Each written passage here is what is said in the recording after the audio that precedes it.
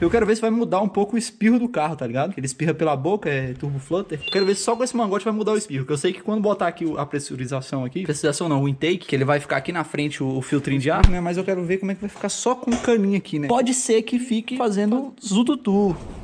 A Manu disse que não vai dar certo, não. Não, eu já falei pra ele que não vai dar certo, mas ele não me escuta.